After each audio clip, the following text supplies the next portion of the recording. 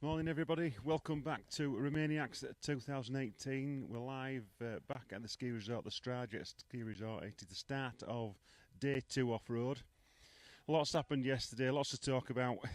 Heard some real stories, heartfelt stories about people getting stuck in the woods yesterday. You know, taking one bike to get 4 or 5 people to get one rider out of sections where they buried the bikes or they were trying to get up hills. And as you're probably well aware now, that the 32 riders out of the 33 Eurotek riders failed to complete the course yesterday. They all got timed out, pretty much down to conditions. I think the sections, with all the rain and everything else, has been absolutely impossible. But the guys here are still working. I mean, some of the guys are up until 3 o'clock in the morning now working on the bikes. The last riders got here, I think it was about 2:30 now.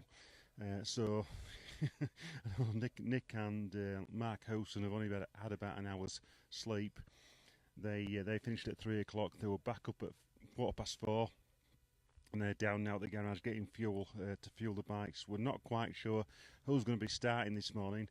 I know the competitors are allowed to drop a day, so it's still early. I think it's just after 6 o'clock now. But my plan today is to head down to spectator point 3. Get some footage there.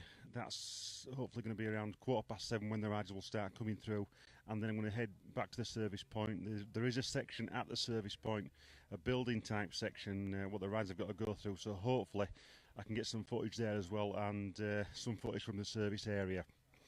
But it's all going on a little bit. This Mark Hosen, who he just got back now actually, been for fuel. He was telling me that he'd never replaced as many parts on new parts on bikes ever before. I think the last time I spoke to him last night, he'd done 15 tyres, lots of brake levers, clutch master cylinders, things like that. Just have a quick word with him.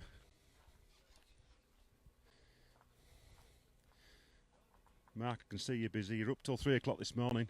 Yeah, we had a busy night. They all come in. I think first one were bolts in, and it must have been 5:30. And after that, it was just a steady stream of people coming all night.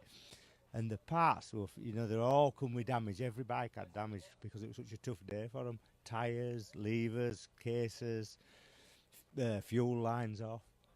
Yeah, we've had a busy old time. You're getting started this morning. Are you hoping to try and get a bit of sleep at some point throughout the day? Hopefully, I think we've had 3 hours last night sleep because we've been up early again this morning. 2 hours. Is it 2? Yeah, 2 possibly. Yeah, It's 2 hours, yeah. Yeah. So hopefully we'll catch up a bit today if it's going. It's a bit easier for them, but who knows? Good luck today with the mechanic. You know, all right, mate. Thank you. Cheers. So that's Mark Hosen there. You can imagine that the workload that these guys have got at the moment, and will have for the rest of the week as well. But quite a few guys who've been riding the privateers, not from Eurotek but from other teams. We've heard some stories about people getting stranded from other teams, not getting the support that they need, and people that have hired bikes from other teams, and again they're getting stranded out there. Teams refusing to go out and collect them. So hopefully, as I say, the Eurotek team guys, they got everybody back in, even though it was 3 o'clock in the morning. Everybody got back safe, and that's the main thing. And that's the type of support that you need when you're at an event like this. So for me, that's it for the moment. I'm going to head down to spectator point 3, and we'll get some footage. So I'll see you then. Take care for now.